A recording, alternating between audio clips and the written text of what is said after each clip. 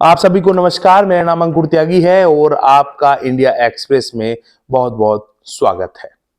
अब चीजें स्पष्ट हो चुकी हैं कि राष्ट्रीय लोकदल के कोटे से योगी सरकार में कौन मंत्री बनने जा रहा है।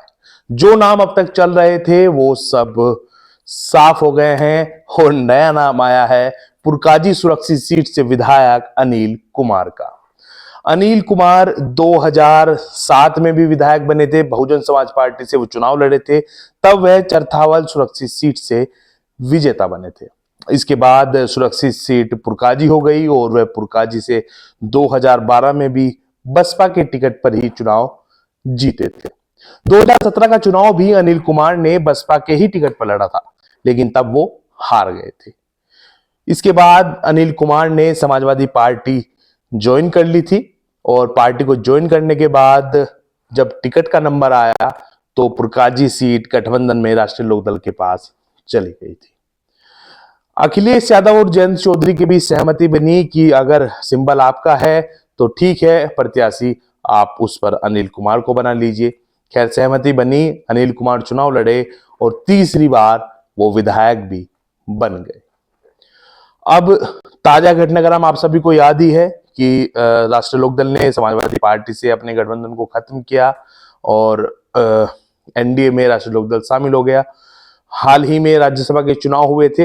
अखिलेश यादव को बड़ी उम्मीदें थी कि जो उनकी पार्टी के नेता थे, जिन्हें उन्होंने राष्ट्रीय लोकदल के सिंबल पर चुनाव लड़वाया था, वो तो राज्यसभा के चुनाव में सपा के उम्मीदवार को वोट देंगे, लेकिन ऐसा नहीं हुआ था। राष्ट्रीय लोकदल के 9 विधायकों ने एनडीए के उम्मीदवार को ही वोट किया था। अब तक मंत्री बनने में जो नाम चल रहे थे वो राजपाल बालियान बुढ़ाना से विधायक, शामली से विधायक प्रसन्न चौधरी भी उसमें शामिल थे, थाना मोहन से विधायक अशरफ अली भी का भी नाम आ रहा था और खतौली से विधायक मदन भैया का नाम भी सुनने में आ रहा था। लेकिन अब साफ हो चुका है कि मंत्री अनिल कुमार बनने जा रहे हैं। जो जानकारी मिल रही है उसके अनुसार तो अनिल कुमार कैबिनेट मंत्री बनेंगे। तो ये एक बड़ी खबर है मुजफ्फरनगर के लिहाज से, वेस्ट यूपी के लिहाज से और उत्तर प्रदेश के लिहाज से। सबसे बड़ी बात यह है कि अनिल कुमार का नंबर इसलिए भी आया क्योंकि जयंत चौधरी ने जो बागपत से डॉक्टर राजू कुमार सांगवान को उम्मीदवार बनाया और एमएलसी के जो प्रत्याशी योगेश चौधरी बनाए गए, दोनों जाट समाज से आते हैं। चंदन चौहान जो बिजनौर लोकसभा सीट से उम्मीदवार बनाए गए हैं वो गुर्जर समाज से आते हैं। तो ऐसे में जो जाट विधायक पार्टी के बचे थे और जो मंत्री पद की रेस में शामिल थे, उनका नाम पीछे करना पड़ा क्योंकि जातीय समीकरण का ध्यान भी राजनीति में रखना पड़ता है। एक अहम बात यह भी है कि मुस्लिम समाज के जो नेता राष्ट्रीय लोकदल में थे वो भाजपा से गठबंधन के बाद भी पार्टी में बने हुए हैं, लेकिन ना तो किसी सीट से मुस्लिम को लोकसभा का प्रत्याशी बनाया गया है, ना एमएलसी में उनका नाम है और ना ही मंत्री पद के लिए नाम आया है। तो अब सवाल यह है कि मुस्लिम नेताओं को क्या मिलेगा। तो जानकारी यही मिल रही है कि भविष्य में अगर राज्यसभा की सीट राष्ट्रीय लोकदल के कोटे में आती है तो किसी मुस्लिम नेता को राज्यसभा भेजा जा सकता है।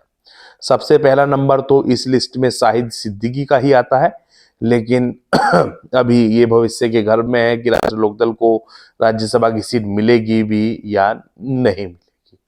तो उम्मीद जताई जा रही है कि आज शाम यानी कि मंगलवार को शाम 5 बजे राजभवन में मंत्रिमंडल का विस्तार हो सकता है। खैर, जब जयंत चौधरी ने ये तय कर लिया कि उन्हें मंत्री अनिल कुमार को बनाना है तो जयंत चौधरी ने अपने विधायक अनिल कुमार को फोन किया था और उनसे कहा था कि आप जल्दी से लखनऊ पहुंचिए, आपको मंत्री पद की शपथ लेनी है। ये बात सुनकर अनिल कुमार चौंक गए थे क्योंकि उनका नाम जो मंत्री बनने वालों की रेस में कहीं नहीं था। उन्होंने जयंत चौधरी जी का धन्यवाद किया।